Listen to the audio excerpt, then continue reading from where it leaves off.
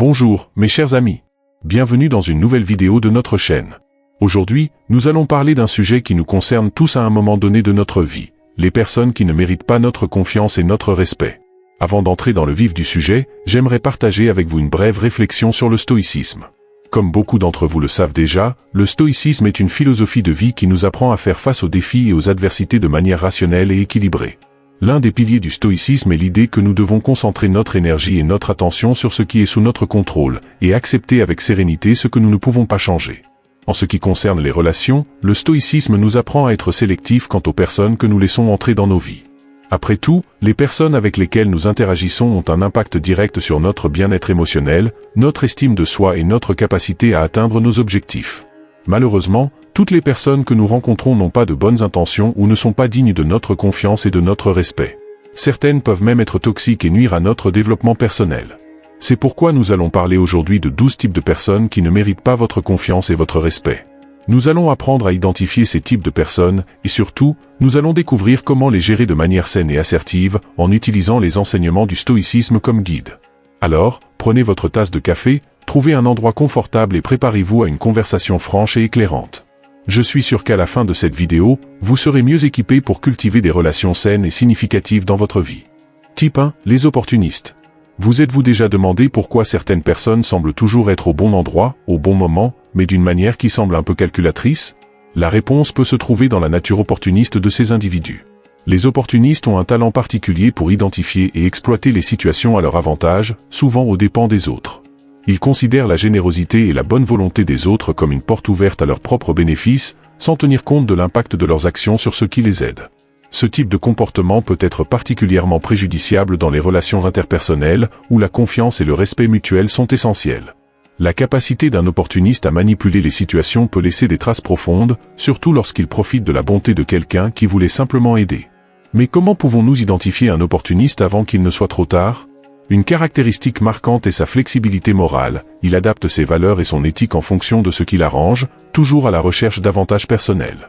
Un autre signal d'alarme est le manque de réciprocité dans ses relations. Il rend rarement l'appareil ou ne fait pas preuve d'une véritable gratitude, car il est toujours en train de calculer comment il peut tirer le meilleur parti de la situation. En outre, les opportunistes ont tendance à faire des promesses vagues de réciprocité future, maintenant un cycle d'attente non satisfaite qui peut être émotionnellement épuisant pour ceux qui sont de l'autre côté. Alors, comment le stoïcisme nous conseille-t-il de traiter ces individus? La philosophie stoïcienne prône l'importance de la sagesse et de la prudence dans toutes nos relations. Nous devons apprendre à discerner entre ceux qui méritent vraiment notre aide et ceux qui cherchent à profiter de notre générosité. Cela ne signifie pas fermer notre cœur au monde, mais plutôt ouvrir les yeux sur la réalité des intentions des autres. Le stoïcisme nous apprend à valoriser les relations réciproques et authentiques, où les deux parties contribuent et grandissent ensemble. C'est un rappel que, si la bonté est une vertu, la sagesse de savoir comment et quand être généreux est tout aussi importante. Enfin, vivre avec des opportunistes peut être un test pour notre propre intégrité et nos valeurs. Ils nous mettent au défi de maintenir notre éthique et de ne pas nous laisser emporter par la manipulation ou la promesse de gains faciles. Le véritable défi est de garder notre générosité intacte, sans permettre qu'elle soit exploitée. Le stoïcisme offre une boussole morale dans ce voyage, nous encourageant à rechercher un équilibre entre aider les autres et protéger notre bien-être émotionnel. Après tout, dans un monde plein d'opportunistes, la plus grande opportunité que nous ayons est de pratiquer la sagesse, la prudence et la véritable générosité, des valeurs qui nous élèvent au-dessus des circonstances et nous permettent de vivre une vie épanouie et significative. Type 2, les faux amis. Avez-vous déjà été confronté à la douloureuse réalité de découvrir que quelqu'un que vous considériez comme un ami n'avait pas réellement vos meilleurs intérêts à cœur? C'est une expérience qui nous amène à remettre en question notre capacité de jugement et la nature des véritables amitiés. La vérité est que naviguer dans les complexités des relations humaines exige plus que de la simple bonne foi. Cela nécessite du discernement, de la sagesse, et parfois, la dure acceptation que toutes les personnes qui entrent dans nos vies ne sont pas là pour nous apporter quelque chose de positif. Les faux amis sont des maîtres dans l'art de la dissimulation, se présentant comme des alliés loyaux, alors que leurs actions révèlent un agenda caché motivé par l'intérêt personnel, la jalousie ou même la malveillance.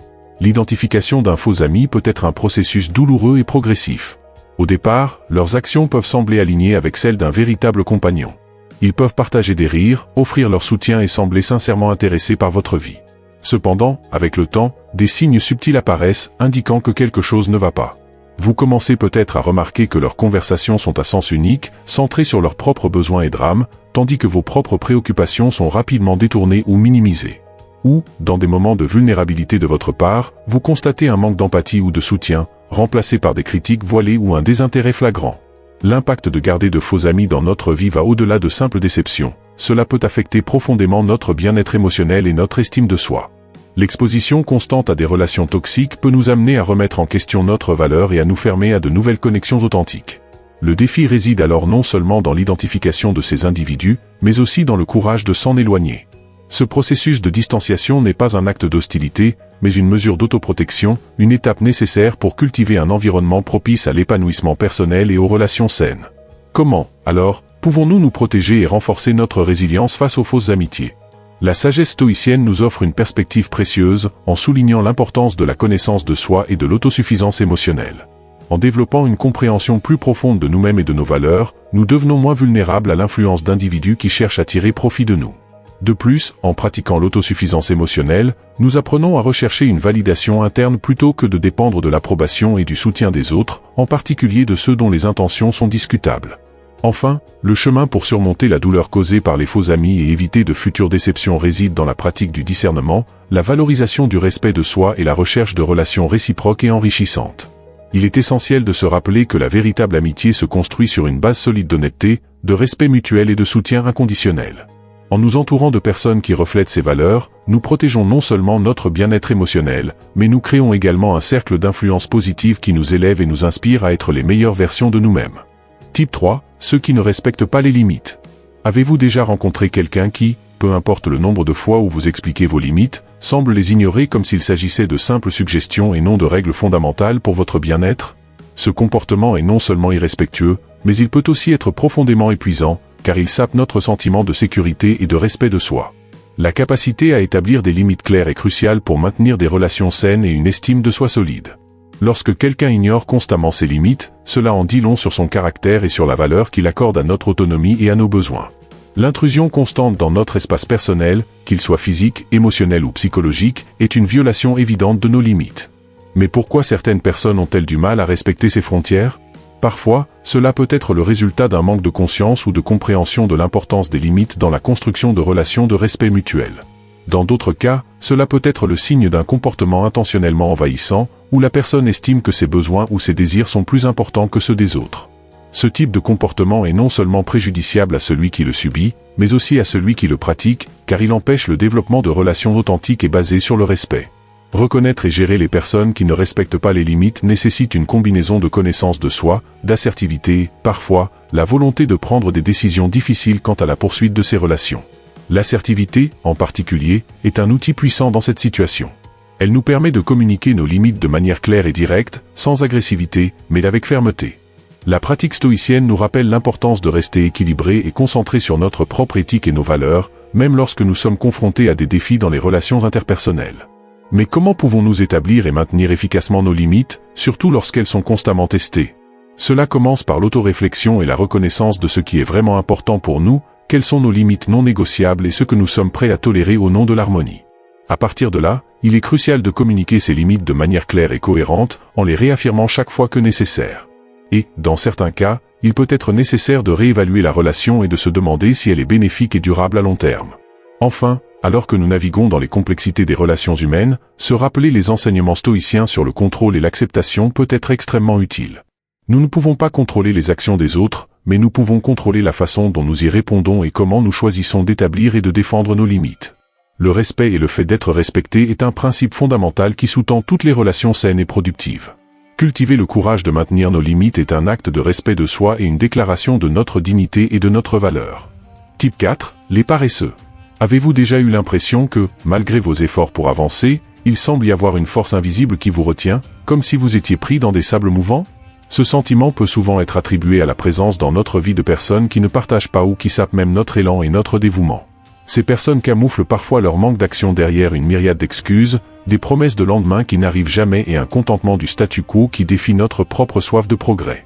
L'interaction avec de tels individus peut être épuisante, car il semble que nous essayons constamment de les tirer vers le haut, tandis qu'ils nous entraînent par inadvertance vers le bas. Dans ce contexte, il est crucial de reconnaître l'impact que ces personnes peuvent avoir sur notre parcours personnel et professionnel. La paresse, plus qu'un simple acte d'évitement du travail ou des responsabilités, reflète une attitude plus profonde de résistance au changement, à la croissance et à l'effort. Ce comportement non seulement fige l'individu en question, mais peut aussi créer un environnement qui décourage l'initiative et l'innovation. Lorsque nous sommes entourés de personnes qui voient chaque opportunité comme un fardeau, chaque défi comme un obstacle insurmontable, nous risquons de devenir complaisants, d'accepter la médiocrité comme norme et d'abandonner nos plus hautes aspirations. Il est donc essentiel de cultiver un cercle social et professionnel qui reflète et renforce nos valeurs et nos objectifs. La recherche de compagnons qui partagent un sens du but, qui voient dans le travail acharné non seulement un moyen d'atteindre une fin, mais une forme d'expression personnelle et de croissance, peut transformer radicalement notre perspective et nos résultats. La présence dans nos vies de personnes diligentes, motivées et résilientes agit comme un catalyseur pour notre propre développement, nous encourageant à repousser les limites, à relever les défis avec courage et à poursuivre nos rêves avec une détermination inébranlable. Après tout, nous sommes en grande partie le reflet des compagnies que nous choisissons de garder, et en nous entourant d'individus qui incarnent l'éthique du travail et la persévérance, nous nous offrons un cadeau inestimable, l'environnement propice à notre épanouissement. Type 5, les malhonnêtes. Avez-vous déjà réfléchi à la façon dont l'honnêteté est le fondement sur lequel nous construisons nos relations les plus significatives et durables? La confiance, une fois brisée, est comme un vase en porcelaine fissuré. Peu importe nos efforts pour recoller les morceaux, les fissures seront toujours visibles, nous rappelant la fragilité de cette connexion. Les personnes qui choisissent la voie de la malhonnêteté sous-estiment souvent l'impact de leurs actions, non seulement sur les autres, mais aussi sur elles-mêmes. En choisissant de manipuler la vérité à leur avantage, elles construisent un monde autour d'elles qui est aussi instable qu'une toile d'araignée au vent, prêt à s'effondrer au moindre souffle de réalité. La malhonnêteté, sous ses nombreuses formes, des petits mensonges dits pour éviter les confrontations aux grandes fraudes, érodent l'essence même de ce que signifie être humain. L'acte d'être malhonnête ne nuit pas seulement à ceux qui sont trompés, mais isole également le trompeur, l'emprisonnant dans une cellule de sa propre création, où la vérité est l'ennemi et la paranoïa, une compagne constante. Cet isolement n'est pas physique, mais émotionnel et spirituel, coupant lentement les liens qui nous connectent aux autres et à notre propre essence. À long terme, le prix de la malhonnêteté est une profonde solitude et le vide de sens dans des relations qui auraient pu être des sources de joie et de croissance. Enfin, il est vital de cultiver et de valoriser l'honnêteté, tant en nous-mêmes que chez les personnes avec lesquelles nous choisissons de partager nos vies. La vérité peut parfois être inconfortable et difficile, mais elle est aussi libératrice. Elle nous permet d'affronter le monde et nous-mêmes avec intégrité, en construisant des relations basées sur le respect mutuel, la compréhension et surtout, la confiance. Lorsque nous choisissons d'être honnêtes, nous choisissons le chemin le plus difficile, mais le plus gratifiant, pavant la voie à des relations authentiques et durables. L'honnêteté nous met au défi d'être meilleurs, de grandir et d'affronter la vie la tête haute, sachant que notre valeur ne repose pas sur des illusions, mais sur la véritable essence de ce que nous sommes. Type 6, les fermer à la nouveauté. Vous êtes-vous déjà retrouvé face à une nouvelle opportunité, enthousiasmé par la perspective de croissance et d'apprentissage, pour être confronté à la résistance de ceux qui vous entourent et qui semblent craindre tout changement?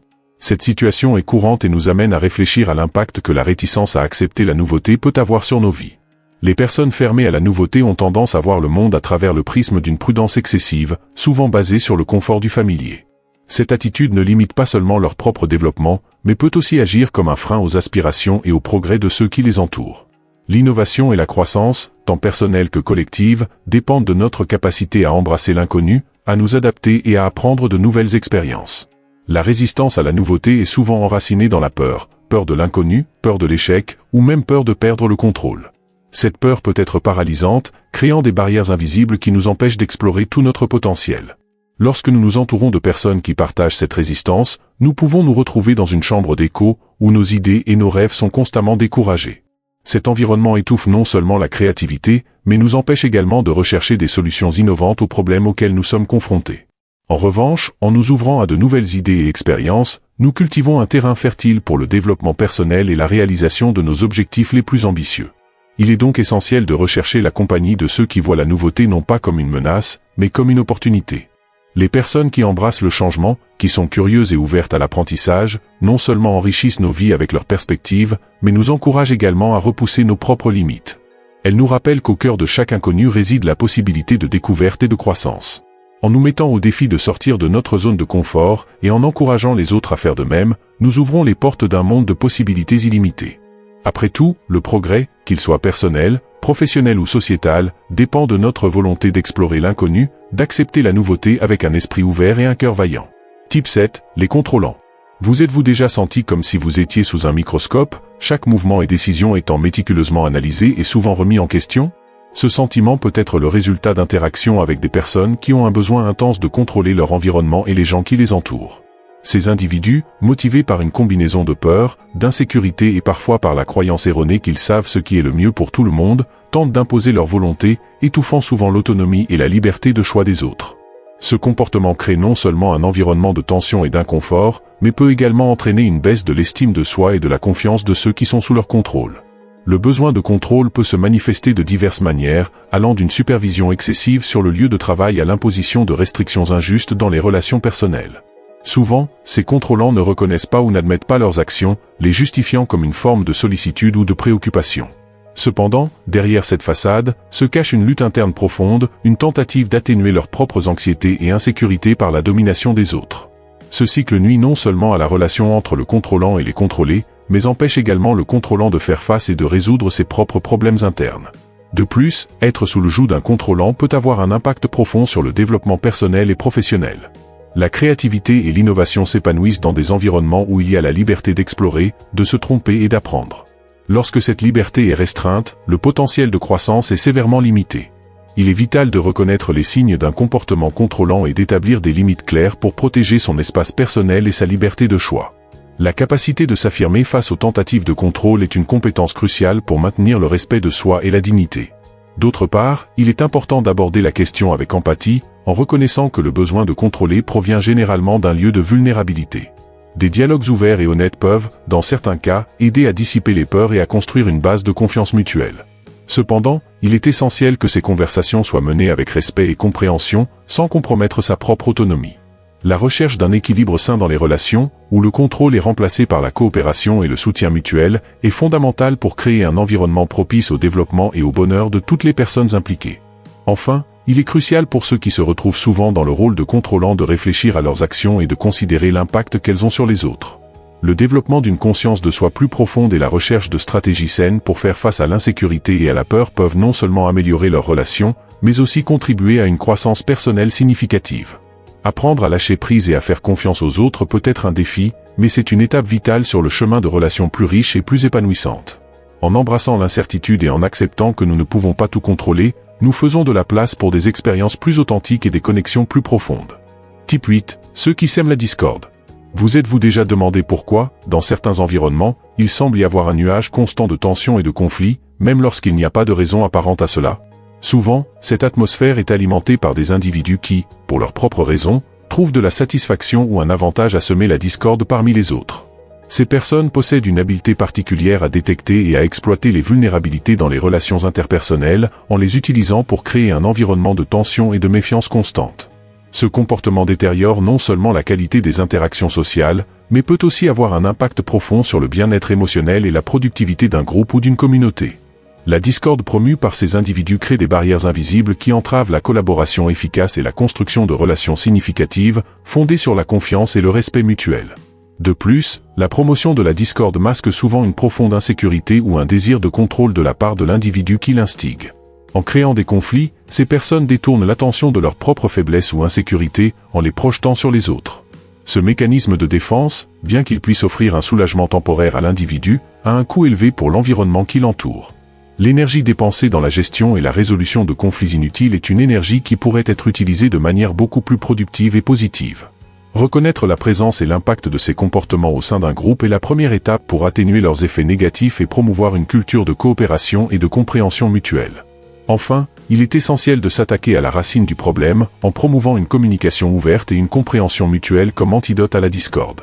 Confronter ces dynamiques de manière constructive, en cherchant à comprendre les motivations derrière les comportements destructeurs, peut aider à transformer un environnement toxique en un espace de croissance collective.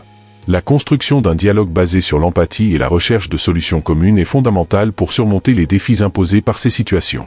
De plus, renforcer les valeurs de respect, d'intégrité et de collaboration au sein d'un groupe ou d'une communauté peut créer un bouclier protecteur contre les influences négatives, permettant à tous les membres de contribuer à un environnement sain et productif. Surmonter la discorde n'est pas seulement une victoire contre les conflits momentanés, mais une étape importante dans la construction de relations durables et significatives, fondées sur la compréhension et le respect mutuel. Type 9. Ceux qui se plaignent de tout.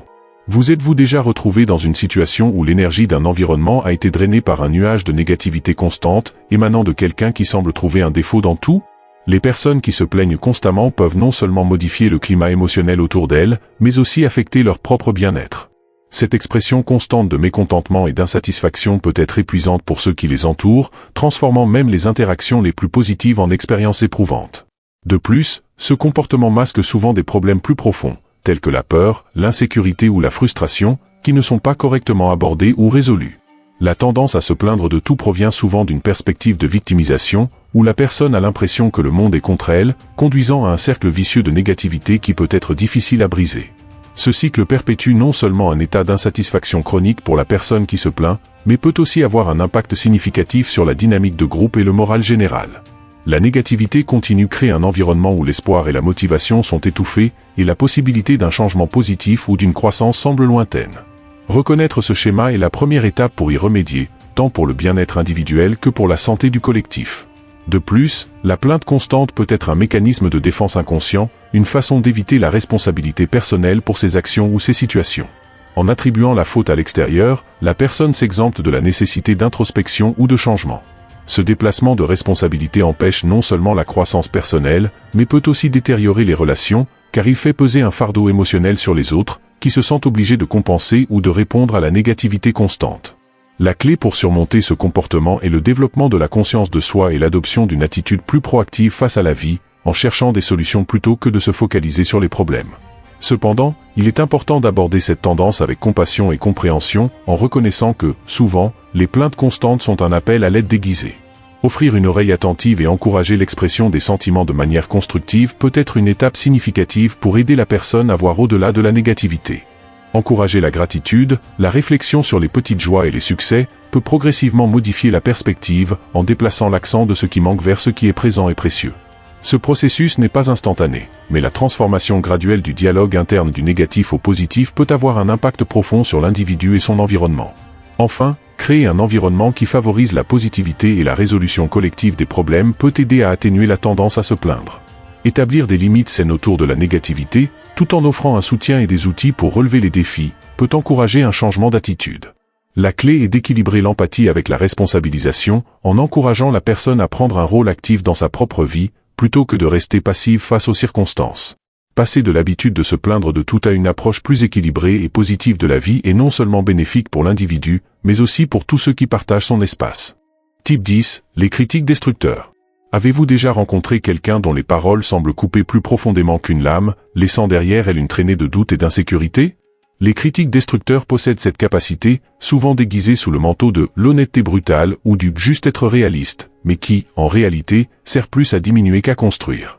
Ce type de critique offre rarement une solution ou un chemin vers la croissance. Au lieu de cela, il se concentre sur le fait de souligner les défauts d'une manière qui sape la confiance et l'estime de soi, entravant le développement personnel et professionnel de ceux qui les entourent. La nature de la critique destructrice est telle qu'elle peut s'infiltrer dans nos esprits et modifier la façon dont nous nous percevons, influençant négativement notre image de soi et nos capacités perçues. Contrairement à la critique constructive, qui est faite avec l'intention d'aider et s'accompagne de suggestions pratiques pour s'améliorer, la critique destructrice est souvent vide d'empathie et dépourvue de toute intention authentique d'aider à la croissance personnelle. Elle crée un environnement de peur et d'hésitation, où la crainte de commettre des erreurs ou d'être jugé empêche l'expérimentation et l'innovation. De plus, l'impact de ces critiques peut dépasser le cadre personnel et affecter négativement la dynamique des groupes et des organisations. Dans un environnement où la critique destructrice est prévalente, la collaboration et le travail d'équipe en souffrent, car les gens deviennent plus réservés, moins enclins à partager des idées ou à prendre des risques, par peur d'être la prochaine cible. Cela limite non seulement le potentiel individuel, mais aussi le potentiel collectif, créant un cercle vicieux de stagnation et de démotivation.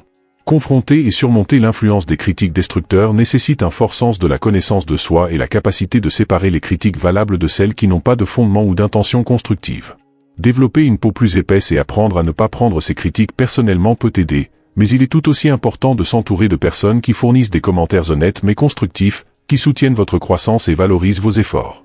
La recherche d'environnements qui cultivent la positivité et l'encouragement est fondamentale pour ceux qui souhaitent non seulement survivre, mais aussi prospérer.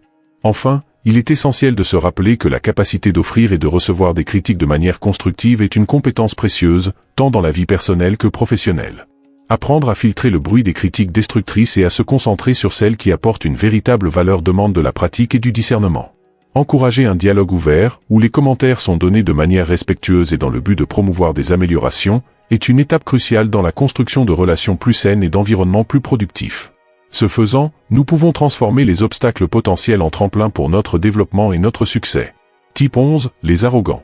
Vous êtes-vous déjà demandé pourquoi l'arrogance semble être un trait si commun, même parmi les personnes qui réussissent? L'arrogance peut créer une illusion de supériorité qui, paradoxalement, cache de profondes insécurités.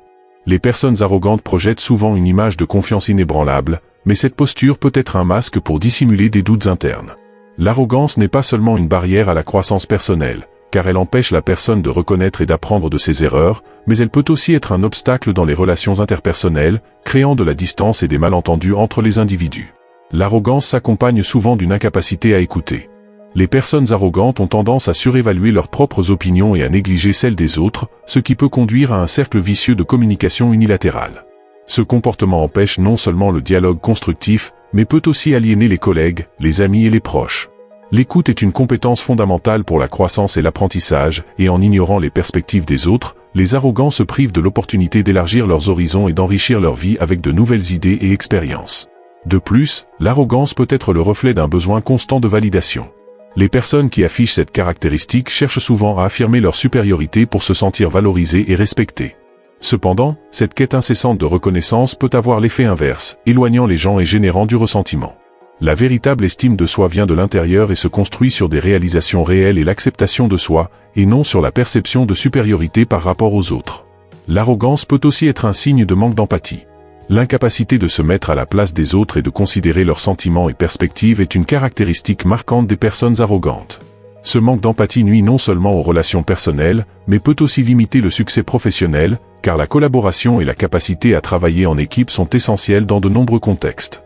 Cultiver l'empathie est fondamental pour surmonter l'arrogance et développer des relations plus profondes et significatives.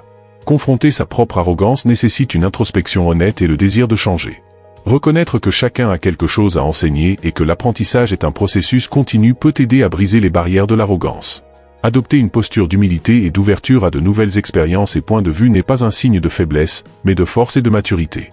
C'est une étape essentielle pour la croissance personnelle et la construction de relations saines et enrichissantes. Enfin, il est important de se rappeler que le changement est possible. Les personnes qui reconnaissent l'arrogance dans leur comportement et cherchent activement à la surmonter peuvent non seulement améliorer leur propre vie, mais aussi devenir des exemples positifs pour les autres. La transformation d'attitudes arrogantes en une posture plus humble et empathique peut ouvrir des portes à de nouvelles opportunités, amitiés et réalisations. Le parcours pour surmonter l'arrogance est un chemin précieux d'autoconnaissance et de développement, qui profite non seulement à l'individu, mais à tous ceux qui l'entourent. Type 12, les indifférents à la souffrance d'autrui. Vous êtes-vous déjà demandé pourquoi certaines personnes semblent naviguer dans le monde avec un manque apparent d'empathie pour la souffrance des autres? Cette indifférence n'est pas seulement une caractéristique isolée, elle reflète une déconnexion profonde avec les valeurs humanitaires fondamentales qui unissent la société. Les individus qui font preuve d'indifférence à la souffrance des autres se renferment souvent dans leur propre bulle d'expérience, choisissant d'ignorer les réalités qui ne s'alignent pas avec leur vision du monde ou qui exigeraient d'eux une action ou un changement d'attitude. Cette posture n'est pas seulement préjudiciable à ceux qui souffrent, mais contribue également à la perpétuation des injustices et des inégalités. L'indifférence à la souffrance d'autrui peut être considérée comme une défense psychologique contre l'inconfort de confronter la douleur et la misère. Pour certains, reconnaître la souffrance des autres peut être émotionnellement accablant, les conduisant à un état de déni ou de détachement comme moyen d'autoprotection. Cependant, ce mécanisme de défense a un coût élevé, non seulement pour la société, mais aussi pour l'individu lui-même, car il l'isole de la riche tapisserie des connexions humaines et de la croissance personnelle qui découle de la compassion et de l'altruisme. D'autre part, la capacité de ressentir de l'empathie pour la souffrance d'autrui est ce qui motive souvent les gens à agir, que ce soit par de petits gestes de bonté ou de grands mouvements de changement social. L'empathie nous pousse à regarder au-delà de nos propres besoins et désirs, en reconnaissant l'humanité partagée qui existe en chacun de nous. Lorsque cette connexion est ignorée, nous perdons non seulement l'opportunité d'aider les autres, mais aussi de ressentir le profond sentiment de satisfaction et de but qui vient en faisant une différence dans la vie de quelqu'un. L'indifférence n'est donc pas seulement un problème individuel, mais un symptôme d'une société qui valorise souvent l'individualisme au détriment du bien-être collectif. Dans un monde de plus en plus connecté, où les nouvelles sur les tragédies et les injustices sont constantes, il peut être tentant de se déconnecter émotionnellement pour éviter le sentiment d'impuissance. Cependant, il est crucial de se rappeler que chaque action compte et que le changement commence par la volonté de chacun de se soucier et de s'impliquer dans les problèmes qui l'entourent. Pour combattre l'indifférence, il est essentiel de cultiver la sensibilisation et l'éducation sur les réalités auxquelles les autres sont confrontés. Cela peut impliquer de rechercher activement des informations ou de s'engager dans des causes sociales ou du bénévolat. En élargissant nos horizons et en sortant de notre zone de confort, nous pouvons commencer à briser les barrières de l'indifférence en développant une plus grande compréhension et compassion pour les luttes des autres. En fin de compte, la lutte contre l'indifférence à la souffrance d'autrui est un voyage continu d'apprentissage, d'empathie et d'action. Reconnaître l'importance de chaque être humain et agir en fonction de cette compréhension est essentiel pour construire une société plus juste et aimante. En choisissant de ne pas rester indifférents, nous ouvrons nos cœurs à la possibilité d'un monde où la souffrance d'une personne est la préoccupation de tous et où chaque geste de bonté résonne, créant des vagues de changements positifs. Type 12. Les indifférents à la souffrance d'autrui. Vous êtes-vous déjà demandé pourquoi certaines personnes semblent naviguer dans le monde avec un manque apparent d'empathie pour la souffrance des autres? Cette indifférence n'est pas seulement une caractéristique isolée, elle reflète une déconnexion profonde avec les valeurs humanitaires fondamentales qui unissent la société. Les individus qui font preuve d'indifférence à la souffrance des autres se renferment souvent dans leur propre bulle d'expérience, choisissant d'ignorer les réalités qui ne s'alignent pas avec leur vision du monde ou qui exigeraient d'eux une action ou un changement d'attitude. Cette posture n'est pas seulement préjudiciable à ceux qui souffrent, mais contribue également à la perpétuation des injustices et des inégalités. L'indifférence à la souffrance d'autrui peut être considérée comme une défense psychologique contre l'inconfort de confronter la douleur et la misère. Pour certains, reconnaître la souffrance des autres peut être émotionnellement accablant, les conduisant à un état de déni ou de détachement comme moyen d'autoprotection.